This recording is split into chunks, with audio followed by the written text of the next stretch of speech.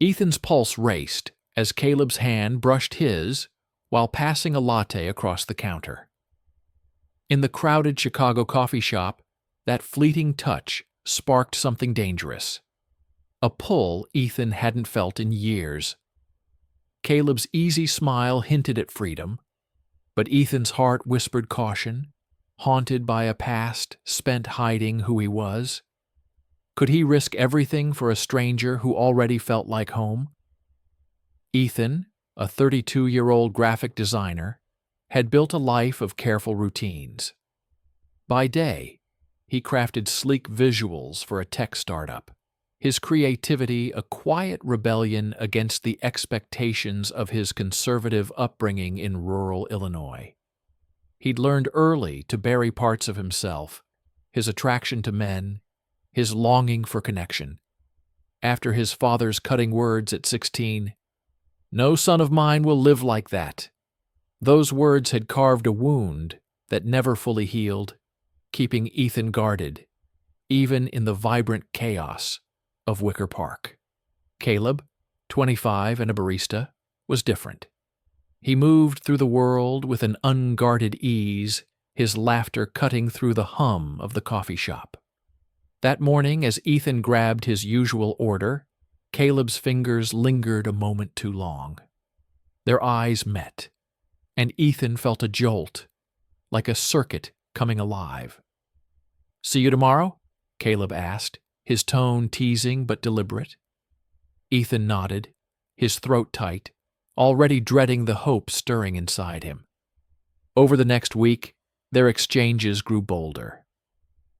Caleb slipped a doodle of a cartoon heart on Ethan's coffee cup one day, earning a shy grin. Another time, he leaned over the counter, whispering, "You're trouble, you know that?" Ethan's cheeks burned, but he couldn't stop himself from coming back. Each visit chipped away at the walls he'd built, and soon Caleb's number was in his phone, their texts stretching late into the night. Their first real conversation happened after the shop closed. Ethan lingered, pretending to work on his laptop, until Caleb slid into the chair across from him. "You don't talk much, do you?" Caleb said, his voice light but curious. Ethan shrugged, unsure how to explain the weight he carried. "Just not used to this," he admitted, gesturing vaguely between them. Caleb's gaze softened. "You don't have to hide with me." That night, they walked through Wicker Park, the city buzzing around them. Caleb shared stories of his life, growing up in a small Ohio town, coming out at 18, the freedom he'd found in Chicago. Ethan listened, envying Caleb's courage. "What about you?" Caleb asked, stopping under a streetlight. "What's your story?" Ethan hesitated, the truth clawing at his chest. "It's complicated," he said finally. "Family stuff. They wouldn't get it." Caleb didn't push, but his hand grazed Ethan's, a silent promise. Their connection deepened fast. A late-night diner run turned into hours of laughter over greasy fries. A movie night at Caleb's apartment ended with them inches apart on the couch, the air thick with unspoken tension. Ethan's heart pounded as Caleb's knee pressed against his, the warmth igniting a hunger he'd long suppressed. "You feel this too, don't you?" Caleb murmured, his voice low. Ethan nodded, unable to speak, terrified of what came next. But fear crept in. Ethan's sister Sarah called one evening, her voice sharp with suspicion. "You've been weird lately. What's going on?" Ethan deflected, but her question stirred old anxieties. If she found out, she'd tell their parents. The thought of their rejection, of losing the fragile ties he still clung to, tightened Ethan's chest. He pulled back from Caleb, canceling plans, his texts growing curt. Caleb noticed, his messages tinged with worry. Did I do something wrong? One evening, Caleb confronted him outside the coffee shop. "You're shutting me out," he said, his voice steady, but edged with hurt. What's scaring you? Ethan's pulse raced, torn between honesty and self-preservation. It's not you, he said. His words rushed. It's me. I'm not out. Not to my family. If they knew... He stopped, the weight of his secret choking him. Caleb's expression softened, but frustration flickered in his eyes. You can't keep living for them, Ethan. What do you want? The question hung between them, unanswered, as cars roared past. Ethan wanted Caleb, wanted the life he glimpsed in those fleeting moments of joy, but the cost felt too high. Caleb stepped closer, his voice dropping. I'm not asking you to decide tonight, but I'm here, and I'm not hiding who I am. He walked away, leaving Ethan alone in the glow of the streetlights, his heart a battlefield of hope and fear. Ethan's phone buzzed as he sat in his dimly lit Chicago apartment, Caleb's name flashing on the screen. Meet me tonight, the message read. His stomach twisted with equal parts longing and dread. For weeks, their connection had grown. Stolen moments in coffee shops, late-night walks, a brush of hands that set his nerves alight. But now the weight of keeping Caleb a secret was crushing him. He typed a quick, "Sure," and hit send, ignoring the voice in his head screaming to pull back. At 32, Ethan had mastered hiding. Growing up in rural Illinois, he'd learned to swallow his truth after his father's harsh rejection at 16. Chicago offered freedom, but the fear of his family's judgment followed him. Caleb, 25 and unapologetically out, was a challenge to that fear. His openness both thrilled and terrified Ethan. Tonight they met at a quiet bar in Wicker Park, the hum of conversation masking their own. Caleb leaned close, his voice low. You've been distant. What's going on? Ethan shifted, avoiding his gaze. Work's been crazy, he lied, the excuse flimsy even to him. Caleb's eyes narrowed. It's more than that. You're scared. Ethan's chest tightened. He wanted to deny it, but Caleb's directness cut through his defenses. My family, they wouldn't understand, he admitted. If they knew about us, they'd cut me off, for good. Caleb's expression softened, but his words were firm. You can't keep living for them. What about you? What about us? The question stung, and Ethan had no answer. He sipped his drink, the silence heavy between them. The tension followed them into the next week. Ethan's sister, Sarah, called again, her tone sharp. You're never around anymore. What's with you? He deflected, but her suspicion grew. During a family dinner video call, Sarah's probing questions about his life in Chicago felt like a trap. Ethan's heart raced as he lied, claiming long hours at work. His mother's approving nod only deepened his guilt. That night, he canceled plans with Caleb, the fear of exposure overwhelming. Caleb didn't let it slide. He showed up at Ethan's apartment unannounced, his knock sharp against the quiet. You're pushing me away, Caleb said, stepping inside. I get that you're scared, but shutting me out isn't fair. Ethan's throat tightened. I'm trying, he said, voice breaking. But if Sarah finds out, she'll tell my parents. I can't lose them. Caleb's jaw clenched. And what about losing me? Does that matter? The words hit like a blow, and Ethan froze, unable to respond. The breaking point came days later. Ethan was at the coffee shop, grabbing his usual, when Sarah called. She'd overheard him talking to Caleb on the phone the night before. Who's Caleb? She demanded. Are you with him? Ethan's pulse spiked. He stammered, denying everything, but Sarah's voice turned cold. I'm telling Mom and Dad. They deserve to know. The call ended, and Ethan's world tilted. He left the shop, barely noticing Caleb's worried glance. That evening his parents called. His father's voice was low, final. Sarah told us. Is it true? Ethan's silence was answer enough. You're no son of mine, his father said before hanging up. The rejection he'd feared his whole life landed like a weight on his chest. He texted Caleb, desperate for comfort, but the response was curt. I need space. Alone, Ethan stared at his phone, the sting of loss doubling, his family gone, and Caleb slipping away. The secret he'd fought to keep had cost him everything.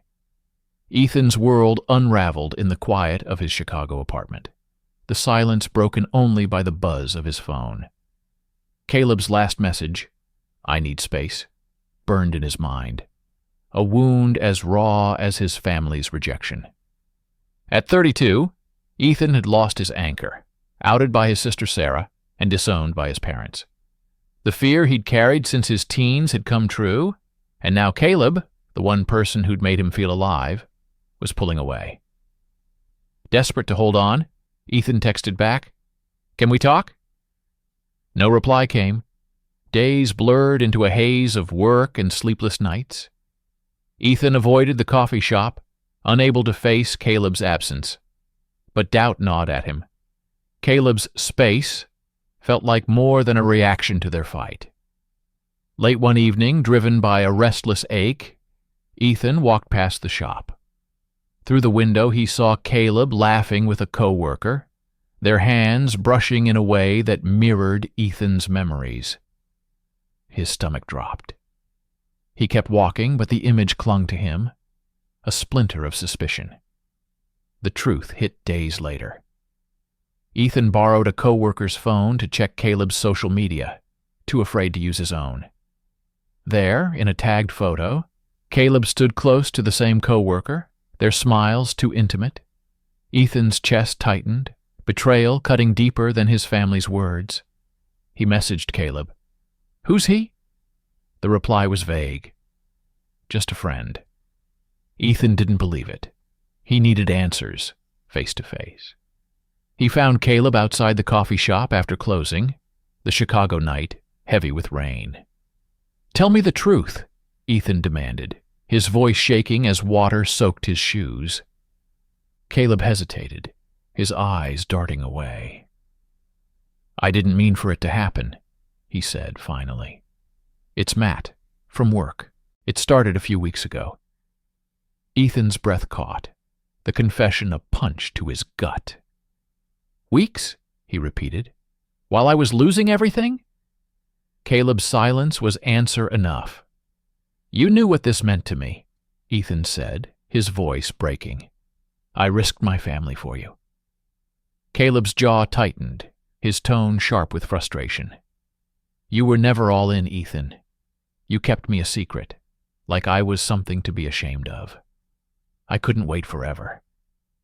The words stung, twisting Ethan's pain into anger. So you cheated? That's your excuse? Caleb looked away, rain dripping from his hair. I'm sorry, he muttered, but the apology felt hollow. Ethan turned and walked into the storm, the cold rain mixing with the heat of his anger. Caleb's betrayal echoed his family's rejection, each loss a reminder of his deepest fear, that being himself meant being alone. Back in his apartment, Ethan deleted Caleb's number, but the ache remained. He stared at the city lights, questioning if love was worth the cost. The weight of his choices pressed down, and for the first time, he wondered if he'd ever been enough. For Caleb, for his family, for himself. Ethan sat alone in his Chicago apartment, the silence deafening after weeks of chaos. At 32, he'd lost his family's acceptance and Caleb's love, the double blow of betrayal and rejection leaving him hollow. Caleb's infidelity, his nights with Matt while Ethan grappled with being outed, cut deeper than his father's final words. You're no son of mine. Sleep evaded him, replaced by a gnawing self-doubt. Was he the problem? Too broken to be loved? Work became his only anchor, but even there, his focus faltered. A co-worker, Jamie, noticed Ethan's quiet withdrawal during a team meeting. Over coffee after hours, Jamie shared his own story. Coming out a decade ago, facing similar family rejection, and finding strength in Chicago's LGBTQ+ community. "You're not alone," Jamie said, his voice steady. "There's a group I go to. It helped me. Come with me?" Ethan hesitated, the idea of opening up to strangers daunting, but Jamie's kindness was a lifeline. He nodded.